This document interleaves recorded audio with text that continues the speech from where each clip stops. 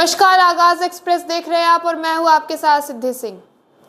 उत्तर प्रदेश के विधानसभा उपचुनाव को लेकर स्थिति अब साफ हो गई है। कांग्रेस ने इन चुनावों से खुद को अलग कर लिया। समाजवादी पार्टी ने कांग्रेस को गठबंधन के तहत 2 सीटें ऑफर की थी, लेकिन कांग्रेस 5 सीटों की मांग पर अड़ी रही, जिसके बाद अखिलेश यादव ने इस चीज को स्वीकार नहीं किया। इस पर कांग्रेस ने चुनाव से हटने का संकेत दिया है। अखिलेश ने इस मुद्दे पर राहुल गांधी से भी चर्चा की, लेकिन कांग्रेस ने 3 सीटों का प्रस्ताव भी नहीं माना।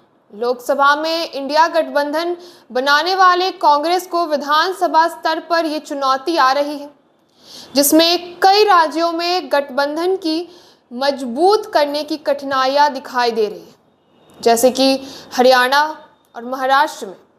अखिलेश यादव ने इसके बाद सोशल मीडिया पर घोषणा की कि समाजवादी पार्टी प्रदेश में सभी सीटों पर अकेले चुनाव लड़ेगी। कांग्रेस की ओर से अभी तक इस पर कोई भी बयान नहीं आया है, जिससे ये सवाल खड़ा हो रहा है कि क्या यूपी में सपा कांग्रेस गठबंधन से सब कुछ ठीक है या नहीं। कांग्रेस प्रदेश अध्यक्ष अजय राय ने हाल ही में बयान दिया था कि पार्टी 5 सीटों पर चुनाव लड़ने के लिए तैयारी कर रही है और सभी 10 सीटों पर अपने कैडर को सक्रिय कर दिया है। हालांकि गठबंधन पर कांग्रेस कोई बड़ी बयान और कोई बड़े निर्णय लेते हुए दिखाई नहीं दे रही है। वहीं अखिलेश यादव ने कांग्रेस के चुनाव न लड़ने की घोषणा कर दी है। महाराष्ट्र में भी विधानसभा चुनाव को लेकर स्थिति गर्म बताई जा रही है। विपक्षी महाविकास अघाड़ी गठबंधन में सीटों के बंटवारे पर सहमति बनी हुई है। यहां अखिलेश यादव ने 12 सीटों की मांग की है, जबकि उन्हें 3 से 4 सीटें मिलने की संभावना है। अखिलेश ने महाराष्ट्र में 5 उम्मीदवारों का ऐलान पहले ही कर दिया है, जिससे ये संकेत मिलता है कि कांग्रेस यूपी की तरह महाराष्ट्र में भी सपा का फॉर्मूला अपना सकती है।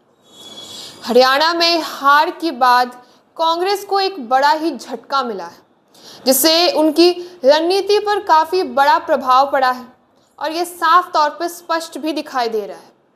उत्तर प्रदेश में कांग्रेस के कदम पीछे खींचने की वजहों पर अटकलें शुरू हो गई हैं। कांग्रेस यहाँ उन सीटों पर चुनाव नहीं लड़ना चाहती है जहां हार की संभावना अधिक ज़्यादा हो। अखिलेश ने गाजियाबाद, सदर और खैर सीटें कांग्रेस के लिए छोड़ी थी, लेकिन कांग्रेस को लगा कि इन भाजपा गढ़ों में जीतना मुश्किल हो सकता है, इसलिए कांग्रेस ने खुद को इस चीज़ से अलग कर लिया। बता दें कि अखिलेश यादव ने अपने पोस्ट में ये कहा कि बात सीट की नहीं, जीत की है। इसका मतलब साफ तौर पर निकलता है कि अखिलेश को लगता है कि कांग्रेस के प्रत्याशी चुनाव जीतने लायक नहीं है। क्या अखिलेश को ये नहीं पता कि लोकसभा चुनावों में कांग्रेस को कुछ सीटों पर कितने वोट मिले थे। सवाल ये भी उठाया जा रहा है कि कांग्रेस को 1-2 मजबूत सीटें क्यों नहीं दी गई। ऐसे में अखिलेश यादव लिखते हैं कि कांग्रेस पार्टी के शीर्ष नेतृत्व से लेकर बूथ स्तर तक के कार्यकर्ताओं के साथ जुड़ने से समाजवादी पार्टी की ताकत कई गुना बढ़ गई है। ऐसे में सवाल ये भी उठाया जा रहा है कि ये बात आखिर अखिलेश किससे कह रहे हैं।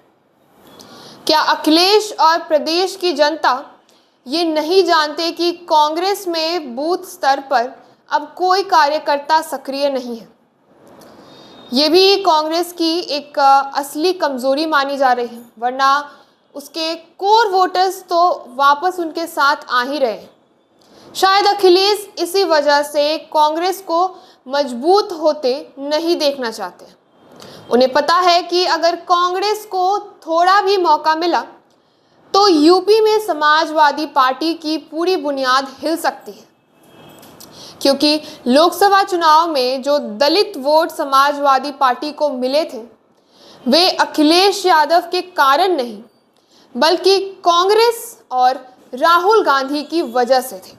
अगर दलितों को समाजवादी पार्टी और कांग्रेस में से किसी एक को चुनना पड़े तो उनकी पहली पसंद कांग्रेस ही होगी। भाजपा ने कांग्रेस के इस फैसले पर कटाक्ष करते हुए कहा कि भाजपा प्रवक्ता राकेश त्रिपाठी ने तंज कसते हुए ये साफ तौर पे कह दिया कि सपा ने कांग्रेस को धोबी पछाड़ दे दिया है और कांग्रेस मुक्त का नारा सपा की पूरी तरह से दिखाई दे रही है। तो ऐसे तमाम खबरों के लिए जुड़े रहिए हमारे साथ और देखते रहिए आगाज एक्सप्रेस। धन्यवाद।